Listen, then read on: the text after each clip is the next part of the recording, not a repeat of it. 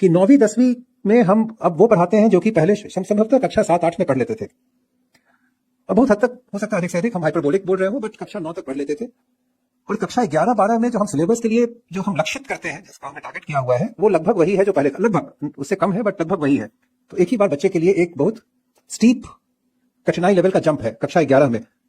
तो बच्चे को लगता है कि वो कोप अप नहीं कर पा रहा है। Plus also to do with हमारे क्वेश्चन पेपर का डिजाइन इन क्लास 10, जहां पे हमने अपने ऊपर एक कृत्रिम बंधेज लगा लिया था कि हम केवल सीबीएसई पूछेगा तो एनसीईआरटी के टेक्स्ट बुक में जैसे है वैसा ही प्रश्न पूछेगा। I think competency based evaluation से कुछ उसमें बदलाव आया है। और एनसीईआरटी जो किताबें अब कक्षा 9, 10, 11, 12 की बना रहा है, so what we are attempting is that one, the gradient is more smooth from class 9 to class 12. There's no sudden jump in the difficulty level of the syllabus at class 11. B, class 10th और 12th में जो more difficult to understand concepts हैं वो डाले जाए और higher level डाले जाए, बहुत सारे क्वेश्चंस डाले जाए। और इसलिए मैंने कहा था आपको कि अपने संबोधन में कि ideally left to me, I would like 100% of questions to be competency based. What is out of syllabus? तो पैराबोला का क्वेश्चन जो मैथ्स में इस बार आया, तो क्वालिटी के क्वेश्चन भी सॉल्व नहीं करना है, वो सब कुछ वहां पे दिया हुआ है और तो भी बच्चे बोल रहे हैं आउट ऑफ सिलेबस है।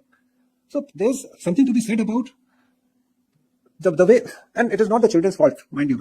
It is the way we have been evaluating. So children are trained not to think beyond the सीधा straight answer. So that's how they've been trained. But still, इससे ये आंसर नहीं होगा कि coaching institute में बच्चे तो नहीं जाएंगे। There are lots of state boards, lots of schools also in CBSE, जहां पर कि हो सकता है बच्चे ने कक्षा 10 पास कर ली, पर उसे एक्चुअली गणित में और विज्ञान में जो आवश्यक कॉम्पिटेंसीज थी उसने अधिप्राप्त नहीं की। और वहां पर somehow, अब ये कहाँ की कमी है? सिलेबस की कमी केवल नहीं है, somehow हमारे विद्यालयों में उसे उस स्तर के इनपुट्स प्राप्त नहीं हो रहे हैं कि वह, so it is not only a board issue and it's not only a government issue.